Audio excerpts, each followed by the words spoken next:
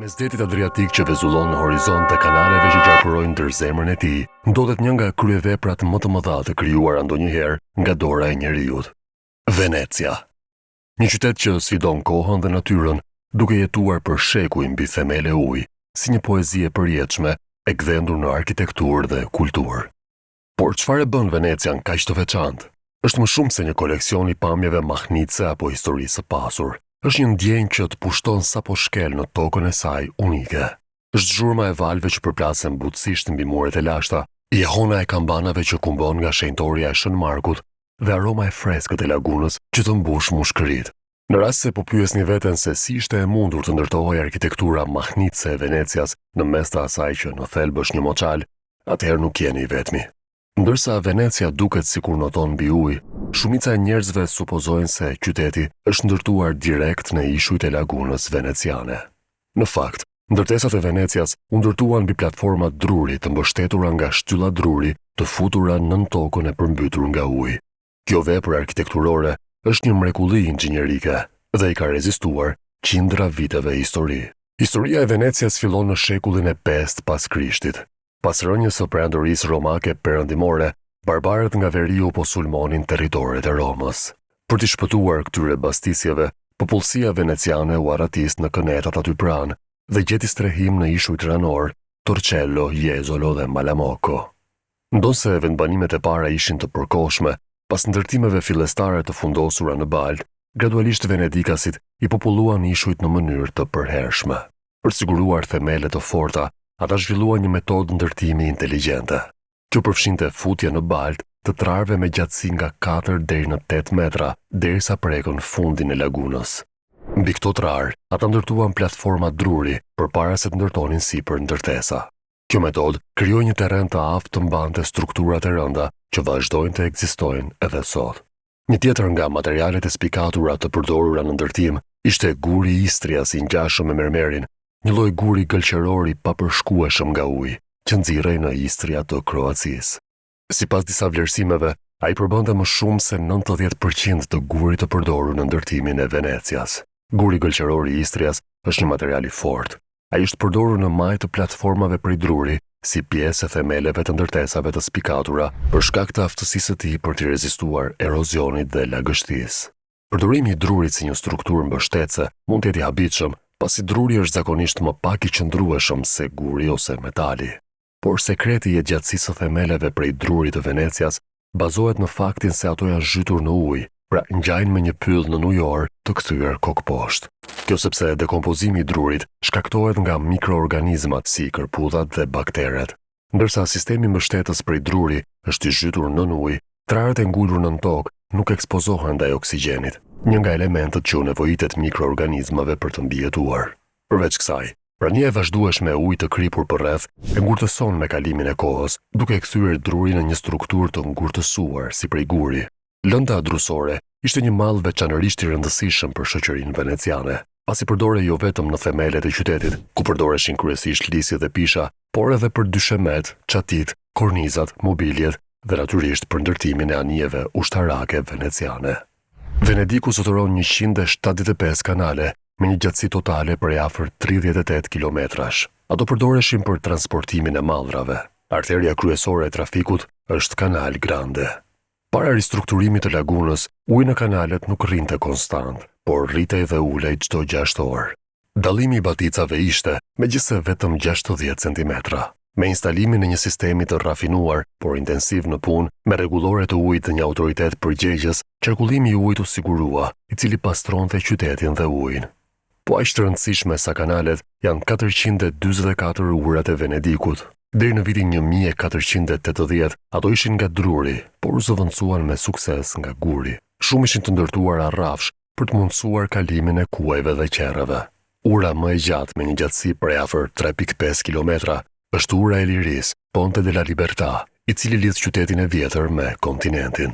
Banorët e parë të ishujve në këtë lagun ishin etruskët e lashtë.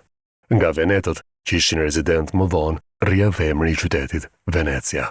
Në shekullin e 8, edhe pse në kontinent erdhën të sundojnë langobardët dhe frankët, vendet në lagun mbetën postat më perëndimore të perandorisë bizantine.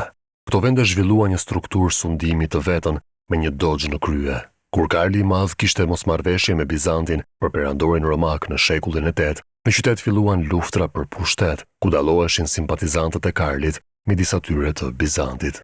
Një burim i rëndësishëm i pasurisë së qytetit në lagunë ishte monopoli mbi kripën, e cila kishte rëndësi të madhe në konservimin e mishit dhe peshkut.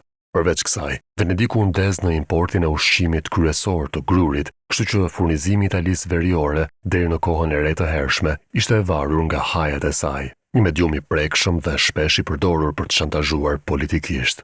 Mallra të rëndësishme dhe prodhime luksoze nga Azia dhe Afrika, si mandafshi, leshi, fildishi, erza, mjete ngjyruese dhe parfume, u kthyen nga portet e Levantit dhe Afrikës veriore në Venedik.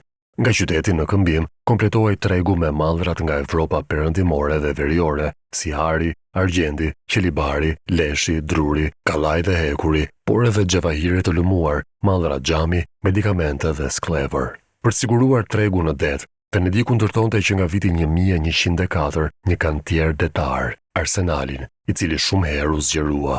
Flotat e ndërtuara këtu shoqëronin konvojet e tregtarëve dhe ishin njëkohësisht mjet për të ulur piraterinë. Pas pushtimit të Konstantinopolës në vitin 1453 nga perandoria osmane, Venediku duhet t'ia lërë osmanëve në mënyrë graduale pozicionet e saj në lindje të detit Mesdhe. Rëndësia e saj u zhduk në vazhdim të historisë, sidomos nga zhvendosja e trafikut ndërkombëtar të tregtisë në Oqeanin Atlantik. Monopoli mbi tregun e erzave në Levant u zhduk gjatë shekullit të 17 përfundimisht. Si pikë kthese ishte betejë e Lepantos në vitin 1571, ku Venediku luajti për herë të fundit një rol të rëndësishëm ndërmjet fuqive botërore dhe osmanëve. Venediku e sundoi veçanërisht prej vitit 1405 të ashtu quajturën terraferma dhe zotronte në fund të shekullit të 15 mbi Veneton e sotshëm, Friulin dhe një pjesë të madhe të Lombardisë. Arsyet e zgjerimit të pushtetit në kontinent ishin konkurrenca e osmanëve, rëndësia në rritje e udhëve tregtare përmes rrafshinës së lumit Po dhe mbi Alpet në Evropën e Mesme dhe Veriore, si dhe mundësia e prodhimit bujqësor në këto vende.